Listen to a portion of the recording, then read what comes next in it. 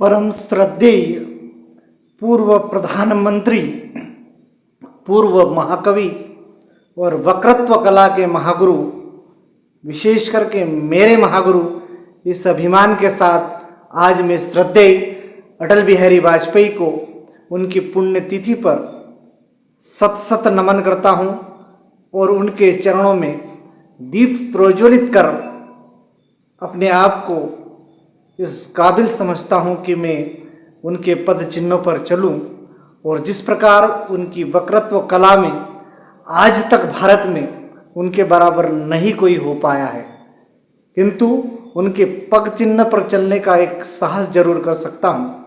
इसी बात को लेकर उनकी पुण्यतिथि के इस अवसर पर मैं उन्हीं के शब्दों में कुछ पंक्तियाँ सुनाता हूँ। उसके उपरांत मैं कैमरे के सामने आऊँगा। पहले श्रद्धेय अटल बिहारी वाजपेयी जी ने लिखा था कि भारत जमीन का टुकड़ा नहीं, जीता जागता राष्ट्र पुरुष है। हिमालय इसका मस्तक है, गौरी शंकर सीखा है। कश्मीर किरीट है, पंजाब और बंगाल दो विशाल कंधे है। विंध्याचल कटी है, नर्मदा करधनी है। पूर्वी और पश्चिमी घाट दो विशाल जंगाए है। कन्याकुमारी इसके चरण है, सागर इसके पग पखारता है।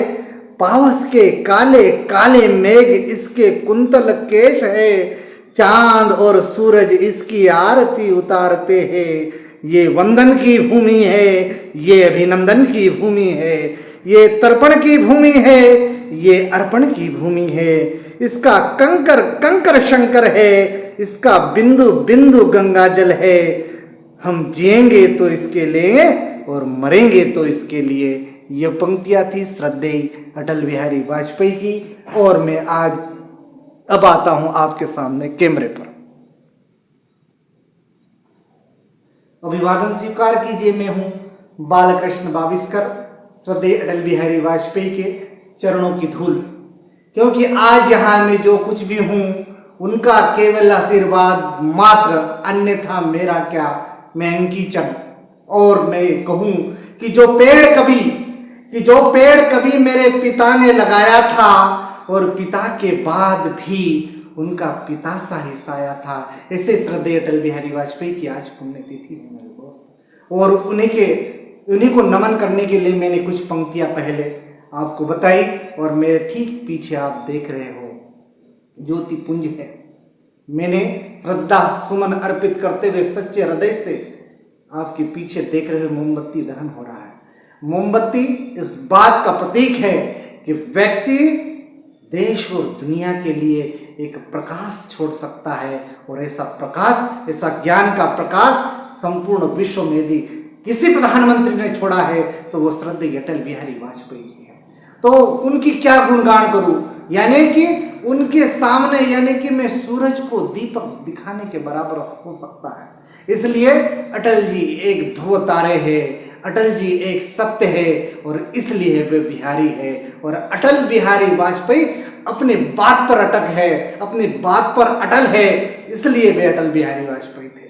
अब उनके जीवन चरित्र पर यदि मैं प्रकाश डालता हूँ तो अटल जी बिहारी वाजपेयी भारत के प्रधानमंत्री होने के साथ वो मध्य प्रदेश के माटी के सपूत है और मध्य प्रदेश के ग्वालियर में उनका जन्म हुआ है।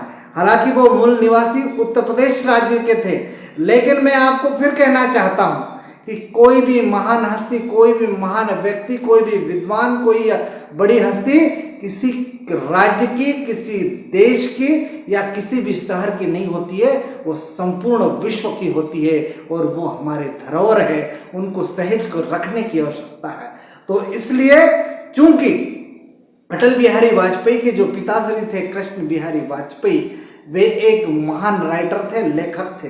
एक छोटी सी बात आप लोगों को बताना चाहता हूँ कि श्रद्धेय अटल बिहारी वाजपेयी और उनके पिताश्री दोनों एक साथ अध्ययन करते थे और वो स्थान था उत्तर प्रदेश का कानपुर के विद्यालय में दोनों पढ़ते थे। वो लॉ LLB की पढ़ाई करने के लिए गए और एक ही संयोग से एक ही हॉस्टल में उनका नंबर लगा।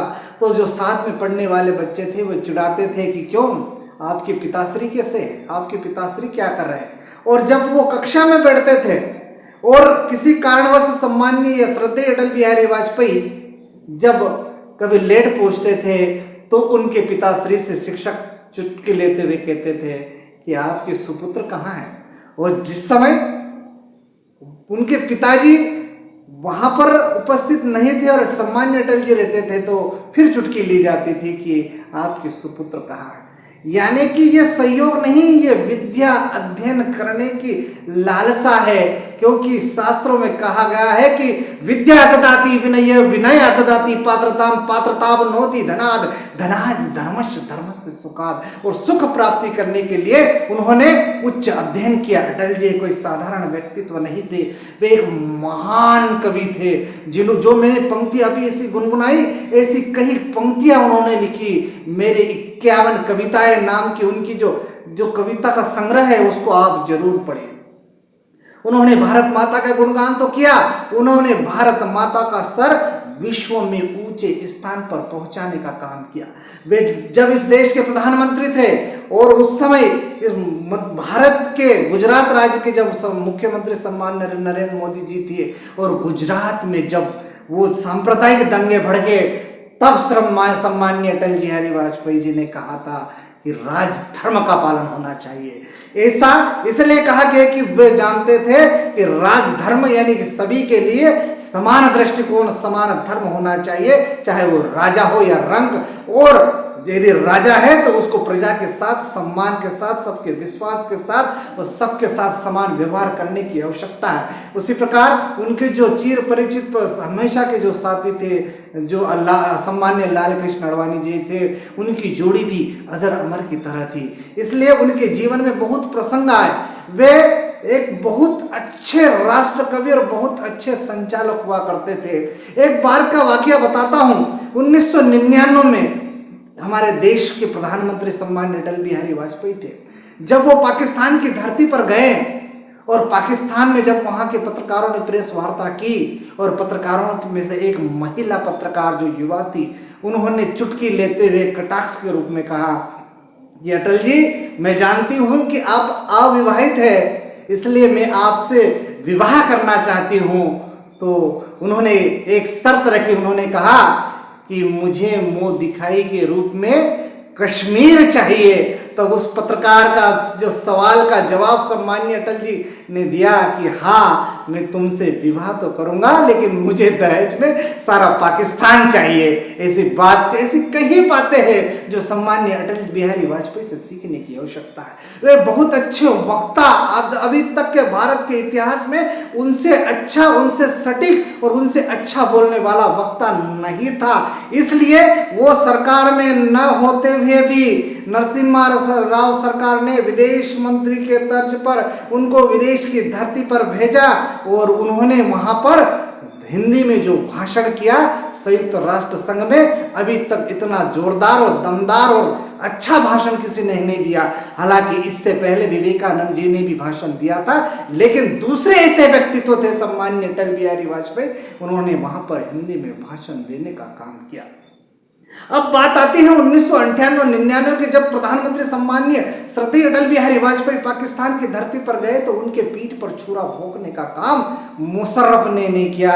लेकिन जो अच्छे व्यक्तित्व के साथ, जो काबिल व्यक्ति के साथ, जो देवतुल्य व्यक्ति के साथ बुरा करता है तो उसका अंजाम भी बुरा होता है। और मुशर्रफ का अंजाम हम आप अच्छी तरह से जानते हैं। इसलिए श्रद्धेय अटल बिहारी वाजपेयी ने एक बार जब वो कहीं और विदेश यात्रा पर गए तो उन्होंने कहा कि मैं जब विदेश में गया, उन्होंने जब विदेश की धरती पर देखा ऐसा देश जहां सर्वाधिक मुस्लिम देश थे, मुस्लिम जनसंख्या है, और वहां पर उन्होंने देखा कि वहां पर रामचरित्र का मंचन हो रहा है। तो श्रद्धेय अटल बिहारी वाजपेयी ने कहा, आप तो मुस्लिम हो, आप राम के चरित्र का मंचन कैसे कर रहे हैं? तो उन्होंने कहा कि हमारी पूजा पद्धति भिन्न हो सकती है, लेकिन हमारी संस्कृति वो है जो भारत में है। ऐसी बात जब अटल बिहारी वाजपेयी को अच्छी लगी तो उन्होंने कहा कि भारत दुनिया में सभी को जानता है, सभी को अच्छी तरह से समझता है और विश्व गुरु बनने की क्षमता भारत में है। यदि उनके कार्यकाल की बात की जाए तो अटल बिहारी वाजपेयी के कार्यकाल, जो इस देश में आप सड़कें देखते हो ना, मध्य प्रदेश की सड़कें अभी भी भारत में सबसे अच्छी सड़कें मानी जाती है। भारत में जो स्वर्णिम चतुर्भुज योजना का जो प्रोजेक्ट आया वो सम्माननीय अटल बिहारी वाजपेयी के देन है। और जो आप प्रधानमंत्री ग्राम सड़क योजनाएं देख रहे हैं, मध्य प्रदेश के हर कोने में, हर गांव में, हर फलिया में जो सड़कें शोभायमान हैं, क्योंकि सड़कें हृदय में धमनियों की भांति काम करते हैं। इस बात को समझने के लिए टेक्निकल स्थिति से उन्होंने संपूर्ण भारत में प्रधानमंत्री सड़क योजना की शुरुआत की, जो आज भी चरितार्थ है। और सड़कों के माध्यम से हमारे देश की उत्तरोत्तर प्रगति हो रही है। ऐसे सम्माननीय अटल बिहारी वाजपेयी जी के बारे में जितनी भी बात करें वो कम है, क्योंकि वो ज्ञान पुंज थे, विश्व के ज्ञान पुंज थे। और उन्होंने समय समय पर कहा कि मैं इस देश में जीने के लिए तो आता हूँ, लेकिन व्यक्ति जीने के साथ साथ दूसरों के जीवन में अमूलचूल परिवर्तन, उनमें सुधार लाने का यदि कोई काम करता है, कोई संकल्प लाता है। और भारतीय जनता पार्टी यदि आज इस स्थिति में है तो वो श्रद्धेय अटल बिहारी वाजपेयी की। जब श्रद्धेय अटल बिहारी वाजपेयी इस देश में चुनाव लड़े और जीत कर गए, तो ऐसा बताया जाता है, ऐसा जानकारी में आया है, ऐसा मैंने पढ़ा है कि श्रद्धेय अटल बिहारी वाजपेयी जब सांसद चुन कर गए तो उस समय डॉक्टर सर्वपल्ली राधाकृष्णन इस देश के राष्ट्रपति थे। तो डॉक्टर सर्वपल्ली राधाकृष्णन से मिलाने के लिए पंडित जवाहरलाल नेहरू श्रद्धेय अटल बिहारी वाजपेयी को ले जाते हैं और कहते हैं कि ये वही सांसद है जिनकी पार्टी से मात्र 2 लोग जीत कर आए हैं। तो अटल जी ने उस समय संकल्प लिया था कि एक दिन ये पार्टी भारत की सबसे बड़ी पार्टी होगी। और भारत की सबसे बड़ी पार्टी आज भारतीय जनता पार्टी है। और उसके सदस्यों की दृष्टिकोण से भारतीय जनता पार्टी दुनिया की सबसे बड़ी पार्टी है। उन्होंने कहा था कि मैं आज 2 सांसद है, आने वाले समय में इस देश में पूर्ण बहुमत होगा, और आज ये साबित हो गया। ऐसे सम्माननीय अटल बिहारी वाजपेयी के बहुत से किस्से थे। जब वो 13 दिन के प्रधानमंत्री 1996 में बने और उनकी सरकार गिरा दी गई, तो कई लोगों ने उन पर आरोप लगाए, उन्होंने खरीदी बिक्री के आरोप लगाए। तो उन्होंने कहा कि मैं इस ऐसी खरीदी बिक्री की सरकार में एक पल भी नहीं रहूंगा, और ऐसी सुख सुविधा, ऐसी सरकार को चिमटे से भी छूने का काम नहीं करूंगा। ये श्रद्धेय अटल बिहारी वाजपेयी के शब्द थे मेरे मित्रों। तो सम्माननीय अटल बिहारी वाजपेयी हालांकि आज हमारे बीच में नहीं, लेकिन मेरे दिल में आज भी जिंदा है, क्योंकि उनकी वक्तृत्व कला के माध्यम से जब वो बलरामपुर, यानी कि उत्तर प्रदेश की धरती है, उत्तर प्रदेश में एक लोकसभा है, जब बलरामपुर के लिए उन्हें भेजा गया, तब जब वो बलरामपुर गए और बलरामपुर के पास में एक रेलवे स्टेशन था, नाम था कौवापुर। और कौवा के पुर में जब वो उतरे तो वहाँ सब कौवे थे। वे अचंभित हो गए, वे डर गए, लेकिन दृढ़ संकल्प था। मातृभूमि पर सब कुछ न्यौछावर करने की जो क्षमता थी और वो जो दृढ़ संकल्प था, उस दृढ़ संकल्प को लेकर श्रद्धेय अटल बिहारी वाजपेयी बलरामपुर से सांसद जीते। केवल इसलिए उनको चुना गया कि वे वक्तृत्व कला के धनी थे और मैं उन्हीं का शिष्य हूँ। और कई बातें और समय आने पर श्रद्धेय अटल बिहारी वाजपेयी के बारे में बात करता हूँ। अब उनके चरणों में सत सत नमन करता हूँ, श्रद्धा के सुमन अर्पित करता हूँ और कहता हूँ कि हार नहीं मानूंगा मैं, हार नहीं मानूंगा मैं, रार नहीं ठानूंगा मैं, काल के कपाट पर लिखता हूँ, मिटाता हूँ मैं, हार नहीं मानूंगा मैं, हार नहीं मानूंगा मैं। आप सभी को नमस्कार। श्रद्धेय अटल बिहारी वाजपेयी को सत सत नमस्कार, सत सत नमन।